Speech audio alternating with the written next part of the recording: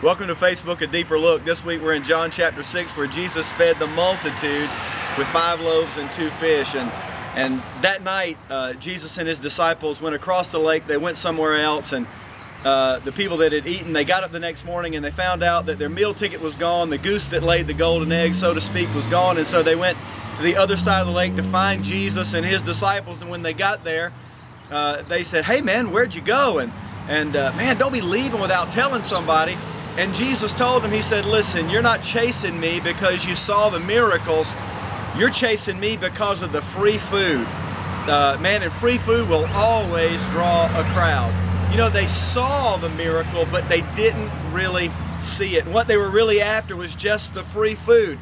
What Jesus, I think, wanted them to understand was, number one, that with the multiplication of the bread and the fish, he's the real bread of life. It's really all about him, first of all. But secondly, he wants us to understand the miracle process, the principle of kingdom provision. But they didn't see it. They just saw the external. They saw the results. They saw the bread being multiplied and handouts and them being to eat every day for free. As a matter of fact, Jesus withdrew from them because he knew they were going to come and make him king. I mean, why wouldn't you make him king? He's going to be able to multiply bread and fish every day.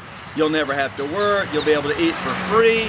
And that's what they were really all about. But Jesus was saying that he wanted them to learn the miracle process, the principle of kingdom provision.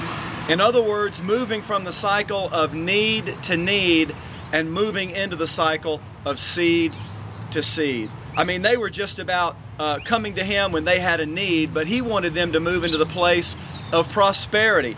And all the kingdom operates on is the principle of the seed. In other words, whatever area of life you're talking about, whether it's emotional or financial or spiritual, whatever the area of our life is, it's all based on the principle of the seed.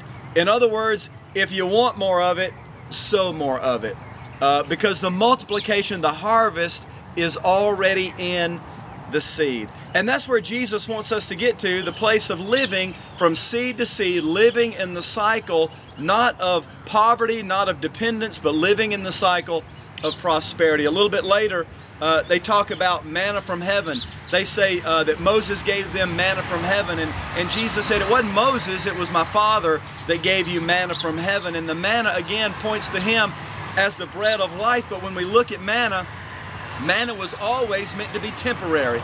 Bread came down from heaven every single day. Now listen, not more than enough, but just enough. And it was only meant to be temporary. They only had manna coming down from heaven while they were in the wilderness. And by the way, they weren't supposed to be in the wilderness for very long, but they wound up being there for 40 years. But even then, it was meant to be temporary. As soon as they crossed the Jordan and went into the promised land, the land that was flowing with milk and honey, that day, the manna stopped. Why? Because the land of promise was the land of prosperity.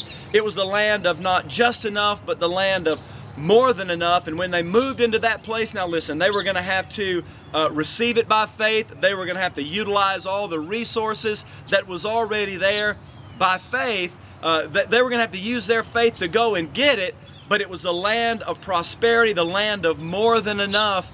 And really, they were the ones that would set the limit. The limits weren't set like they were in the wilderness. They were the ones, their faith is what set the limit. So why don't we learn the miracle process? Why don't we make a commitment that we're going to learn the principles of prosperity? That land of promise is really a picture of Christ and his finished work and how he's given us everything that we need pertaining to life and godliness. We're going to have to receive it by faith. We're going to have to appropriate it by faith. But why don't we make a commitment? We're going to learn the principles of the kingdom.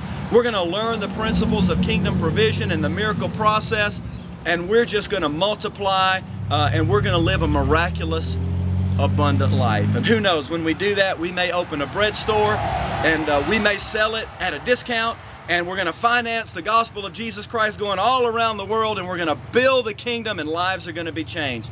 Sounds like a plan to me. Go thou and multiply. People, that's a wrap.